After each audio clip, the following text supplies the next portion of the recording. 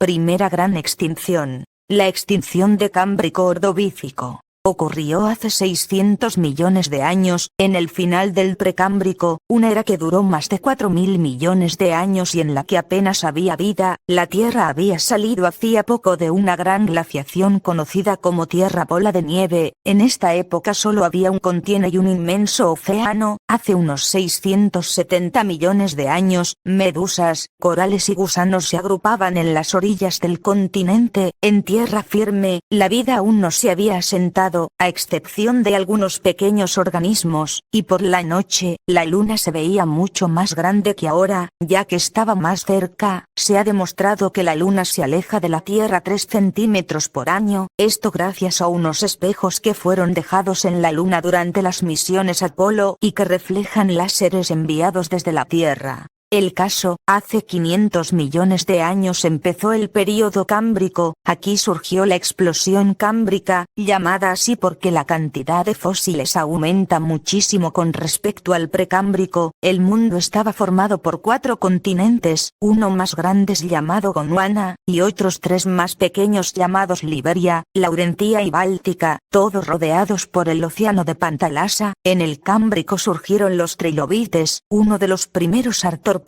y el Anomalocaris, el primer gran depredador conocido. En esta época no había plantas complejas, las dataciones solo detectan algas, musgos y líquenes, que son las formas más primitivas de vegetación. Esta vegetación se asentó en la tierra firme, que era casi totalmente desierta. Pero entonces ocurrió algo, una nueva glaciación, ocurrió un descenso en las temperaturas a nivel global, las aguas se volvieron frías y pobres en oxígeno, muchos corales se extinguieron, ya que son organismos muy sensibles a los cambios de temperatura, mientras que la mayoría de especies de trilobites se extinguieron, estando ese género al borde de la extinción. Fue el primer gran golpe a la vida en la Tierra. Segunda gran extinción. La extinción del Ordovícico silúrico. Hace 445 millones de años, la vida se había recuperado de la extinción, los trilobites se volvieron a expandir y aparecieron los escorpiones marinos, también aparecieron los primeros peces con mandíbula y un tipo de planta llamadas hepáticas. Pero todo esto acabó con una nueva glaciación, que duró 1 millón de años. Si bien fue menor que las anteriores, fue suficiente como para borrar de un golpe a miles de especies. El nivel de dióxido de carbono bajó, el nivel del mar descendió, las costas del continente Gondwana, en donde se agrupaba gran parte de la vida, se congelaron. Se cree que esto pasó porque el continente se desplazó hacia el sur. Esto provocó, con toda seguridad, cambios en las corrientes marinas que llevaban nutrientes por el océano, matando a muchos seres.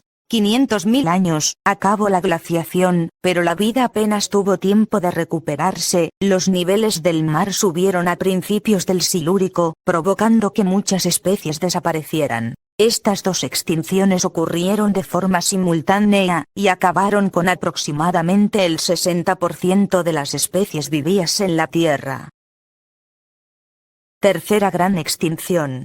La extinción del Devónico tardío. Hace 360 millones de años, existían 2 supercontinentes, Gondwana y Euroamérica, que acabaron colisionando formando el supercontinente de Pangea. Aparecieron multitud de plantas, y los peces pulmonados, unas especies que funcionaron como transición entre los vertebrados marinos y los terrestres, tenían branquias pero también pulmones. También aparecieron peces de aletas glóbulas y los primeros insectos completamente terrestres. La Tierra se estaba llenando de vida, pero sucedió algo, no se saben las causas de esta extinción. Se dice que pudo ser una era glaciar, el impacto de un asteroide de gran tamaño, una explosión de rayos magma, cambios del nivel del mar, pero no se sabe con exactitud. Solo se sabe que los fósiles más recientes de muchas especies están datadas en esta época, lo que significa que se extinguieron casi a la vez. Se estima que el 80% de la vida desapareció, entre ellas muchos trilobites, pero los que más sufrieron fueron los peces y los corales.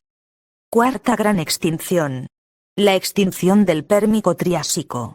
Hace casi 300 millones de años inició el período Pérmico. En esta época desaparecieron los pequeños bosques tropicales del Cámbrico, y el clima se volvió más seco y árido. Los helechos y los anfibios, que necesitaban mucha humedad, se extinguieron casi por completo. Durante este período, dominaron los reptiles y las plantas con semillas, que eran más resistentes a las sequías. Se cree que Pangea era casi completamente desértica, en vista de que fósiles de animales que requieren condiciones de humedad en esta época son muy difíciles de encontrar. En el mar, aparecieron los primeros tiburones como los conocemos, y en tierra aparecieron los primeros dinosaurios y un grupo de reptiles que serían los ancestros de los mamíferos. Pero hace 200 millones de años, se encuentran evidencia de una actividad volcánica extremadamente alta. Se cree que pudo ser la explosión de un volcán supermasivo. Esto provocó que la atmósfera se llenara de dióxido de carbono. El 95% de la vida marina se extinguió, y un 70% de la vida terrestre también.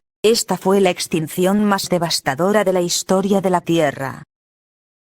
Sexta gran extinción, la extinción del Cretácico tardío. Durante esta época, el mundo rebosaba vida. Mientras los dinosaurios dominaban, pequeños grupos de dinosaurios comenzó a evolucionar, dando origen a las aves. Mientras tanto, los mamíferos eran aún seres pequeños, pero se las arreglaron para expandirse por todo el mundo. Los continentes iban tomando forma, el océano Atlántico comenzó a abrirse, mientras que el subcontinente indio se separó de África y comenzó a acercarse hacia Asia hasta colisionar formando la cordillera del Himalaya. Pero hace 65 millones de años, sucedió algo que cambió la historia de la vida en la Tierra para siempre. Un asteroide de 10 kilómetros de diámetro cayó en el Golfo de México, creando una devastación enorme. El cielo se llenó con nubes de ceniza y polvo tóxico durante días. Se produjeron grandes incendios que generaron enormes toneladas de dióxido de carbono, lo que aumentó considerablemente la temperatura.